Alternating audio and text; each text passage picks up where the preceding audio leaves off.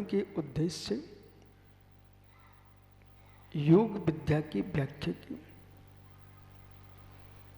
अध्यात्म विद्या ही विश्व की सबसे बड़ी योग विद्या है। जिसने अध्यात्म विद्या के गुण रहस्य में प्रवेश किया है वही परम योगी है। नाम योगी, स्थापना योगी दोनों मोक्ष मार्ग में प्रयोजनभूत नहीं। द्रव्य योगी भी यहां ग्रहण नहीं करना। जो भाव योगी है तत्क्षण तत्काल में योग विद्या में पूर्ण है, उपयोग में लीन करके मन वचन काय को एकाग्र करके राग देश मोह की भूमिका से अपने निज देव को भिन्न देख रहा है, उसका नाम योगी है।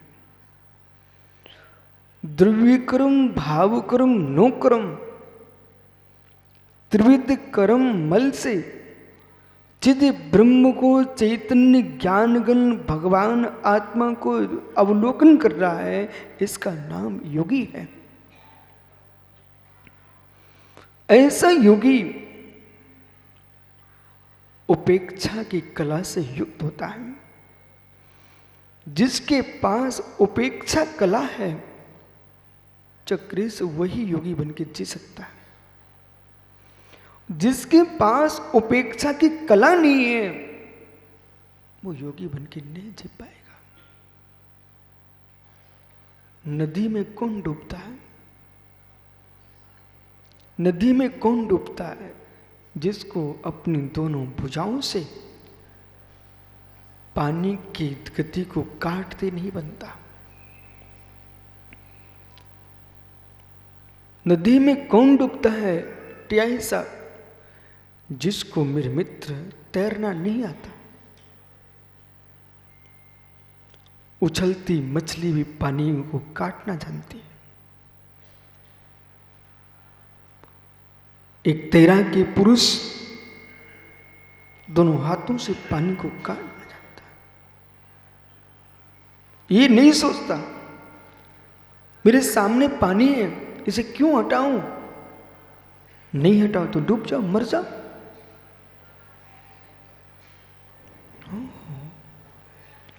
पानी नहीं हटाएगा तो डूब जाएगा।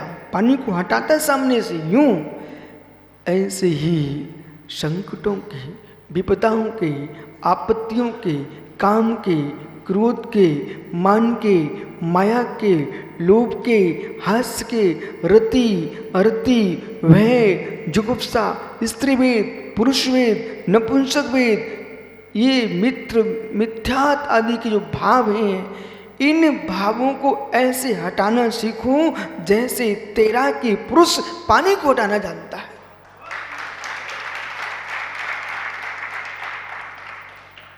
तैरने वाला यूं करता है और आगे बढ़ता है। इसी प्रकार से ये भाव जो है आपके, ये आपके पास आएंगे,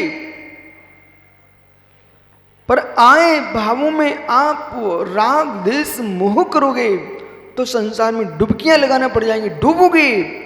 और यदि आपने भावों की उपेक्षा कर दी तो संसार सागर से उत्तीर्ण हो जाओगे, पार हो जाओगे। कोई यूं सोचे कि राग देश आए नहीं मैं भगवान बन जाऊं, ये तो आपने संसार का स्वरूप ही नहीं जाना। मोक्ष का स्वरूप क्या सीखोगे आप? कि जिस दिन मेरे राग देश मोह छूट जाएगा गुरुजी, उस दिन मैं मुनि बनूंगा, साधु बनूंगा। तुम्हारे दादा के दादा आ जाए, नहीं बन पाए 3 काल में तुम साधु।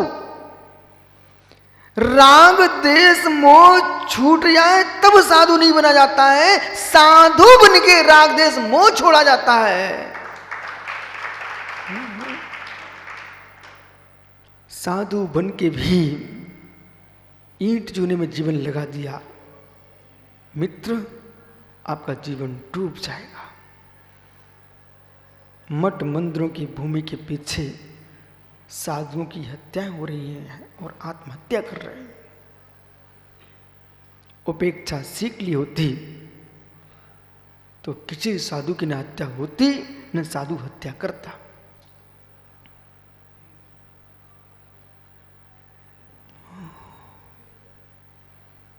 जब भी हनन होगा, जब भी हनन किसी का होगा तो बीच में कोई ना कोई परिग्रह होगा।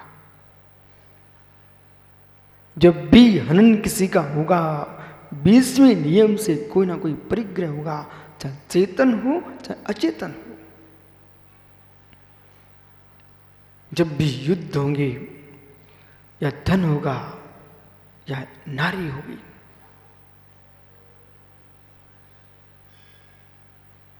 धन धरती नारी के पीछे कोटि कोटि जीवों के खून बह गए।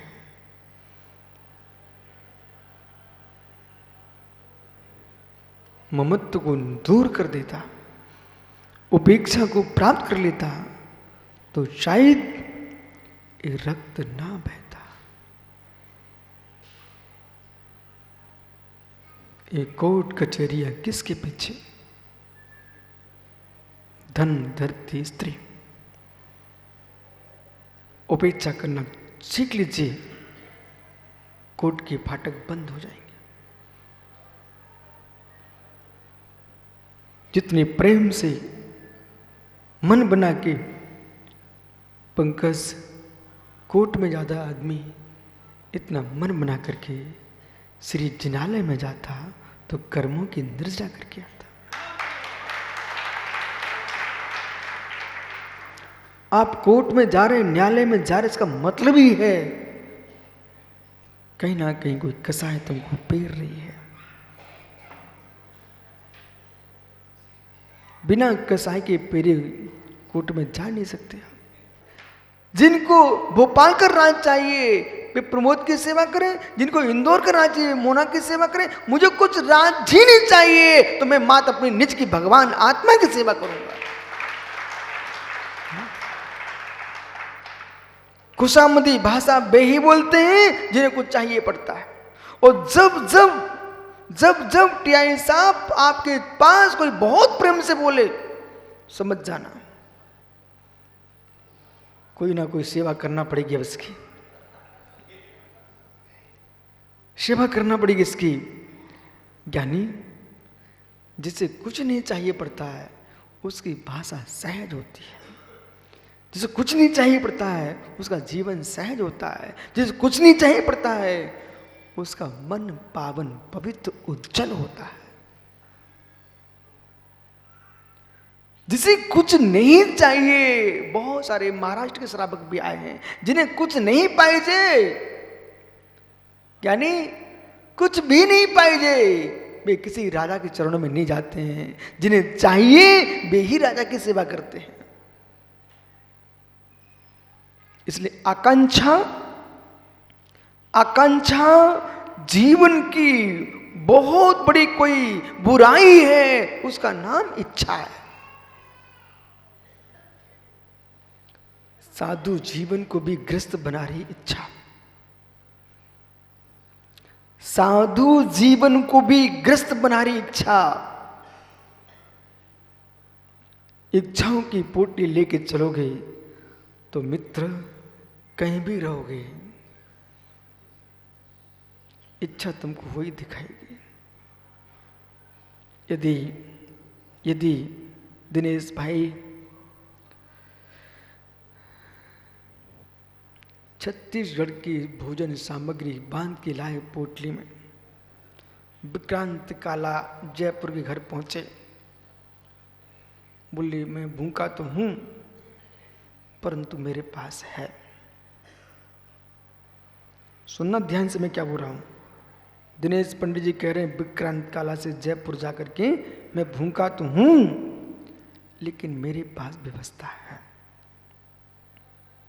सुनना गहरा विषय है, कुछ रोटी और भात की बातें मैं समझ लेने आप। दिनेश पंडित जी नाम का व्यक्ति कहता है मैं भूखा तो हूं लेकिन विक्रांत काला जी हम अपने घर से व्यवस्था लेके आए हैं, आप चिंता मत करना। बहुत अच्छी बात है। सुब्रत सागर जी इस गुण विषय को तो समझो क्या बोल रहे हैं। विक्रांत काला से कहता है दिनेश नाम का विद्वान कि मैं भूखा तो हूं लेकिन चक्रेश में अपना भोजन लेके आया हूं। अब जो विक्रांत काला जी ने राजस्थानी बाटी चूरमा और सुंदर पकवान बना के रखे थे, इनका स्वाद ये दिनेश भाई कब लेंगे। राजस्थान के जयपुर की हवेली में खड़े हुए हैं, लेकिन इनकी धर्म पत्नी ने जो पंजीरी बांध के रख दी थी, वो पंजीरी को देख करके मुस्कुरा रहे, बोले मेरे पास तो व्यवस्था है, लेकिन मित्र जयपुर में बैठ करके भी जो स्वाद चखेंगे वे चूरमा बाटी का चखेंगे कि अपने घर की पत्नी की पंजीरी का चखेंगे। बोलिए जल्दी।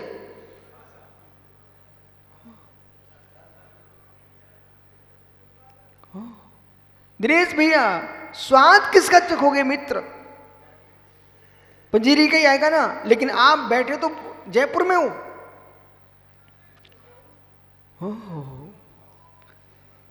जयपुर में बैठे होने पर भी स्वाद क्या ले रहे हो? पंजीरी का। जयपुर में बैठे और भी स्वाद किसका? बोलो बोलो, मेरे पास समय नहीं है। जयपुर में बैठे होने स्वाद किसका ले रहे हो? पंजीरी का। ओहो, क्योंकि पत्नी ने बांध के रखी थी, उस गांठ को छोड़ नहीं पा रहे हो। उस जयपुर में होकर के भी स्वाद किसका ले रहे हो? पंजीरी का। ऐसे मुड़राज बन के भी वो पंजीरी नहीं छोड़ पाए राग देश की, तो मेरे मित्र जयपुर में बैठकर भी स्वाद किसका ले रहे हो? पंजीरी का।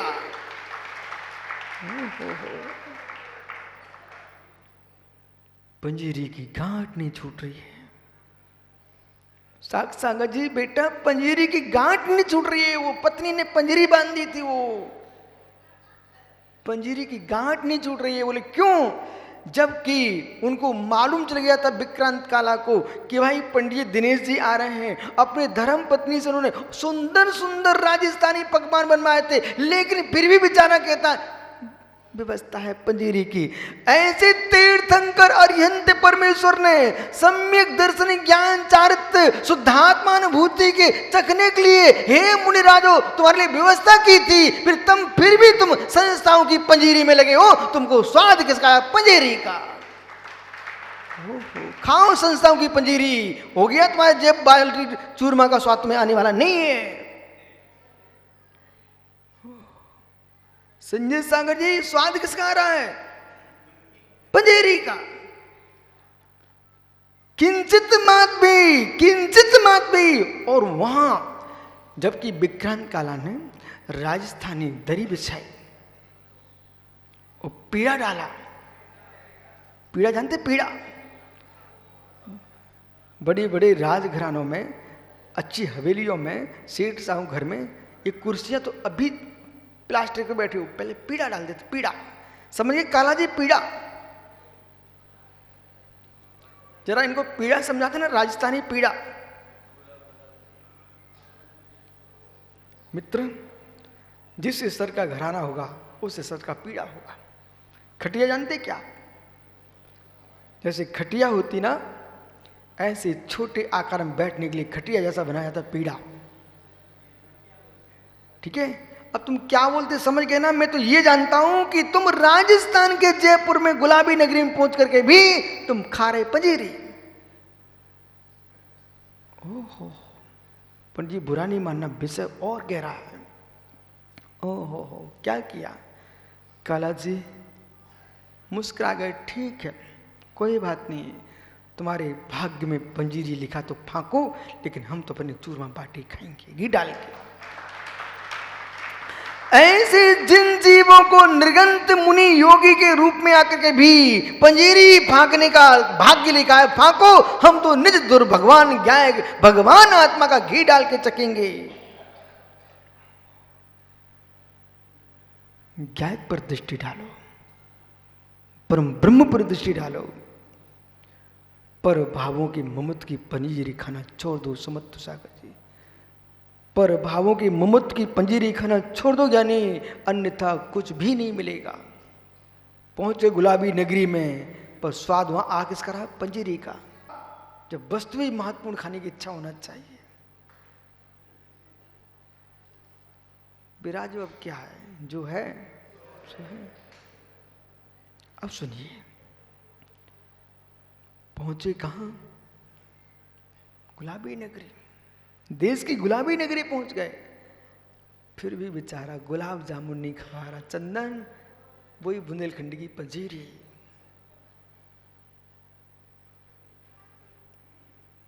मोक्ष मार्ग पर आया है जीव, योगी बन के आया है जीव, तो भोगों की पंजीरी का प्रत्याख्यान करना पड़ेगा, त्याग करना पड़ेगा। योगी बन के आया है जीव, अधिकारों का, अध्यक्ष मंत्री पदों के विकल्प का त्याग करना पड़ेगा। योगी बन के आया है जीव, किसका पालन करना, किसका पालन मिटाना है, इसका प्रत्याख्यान करना पड़ेगा योगी। अन्यथा मित्र गुलाबी नगरी में बैठे रहोगे। योगी बन के आए हो मित्र, कौन लहान कौन मोटा, कहेंगे जज साहब देवेंद्र भाई। मित्र कौन छोटा कौन बड़ा, कौन छोटा कौन बड़ा, मराठी में बोलते लहान मोठा। यानी संजय भाई कसलीवाल, कौन छोटा कौन बड़ा, कौन छोटा कौन बड़ा। राजू पांड्या, छोटा बड़ा मान है, छोटा बड़ा मान है, और मान जिसका निर्मूल हो चुका है, न छोटा न बड़ा, सब भगवान आत्मा एक है।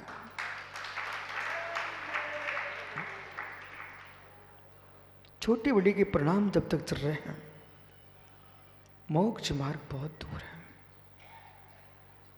योगी का स्वाद चखना चाहते हो, योगी का स्वाद चखना चाहते हो, तो कसाय के भोग का प्रत्याख्यान करना पड़ेगा। महात्मा साक्षागति, योगी का स्वाद चखना चाहते हो तो बेटा कसाय के स्वाद का प्रत्याख्यान करना पड़ेगा। और जब तक जीव को कसाय का स्वाद आ रहा है, उसको योगी का स्वाद नहीं आ सकता। यहां कैसे योग में लीन हो, ये व्याख्या प्रारंभ हो रही है। कैसे योग में लीन हो, तो उसकी व्याख्या प्रारंभ कर रहे हैं। जैसन विद्यति राघो, जिसके नहीं पाया जाता राग। जिसने विद्यति रागो, जिसके नहीं पाया था राग। जैसन विद्यति दोषो,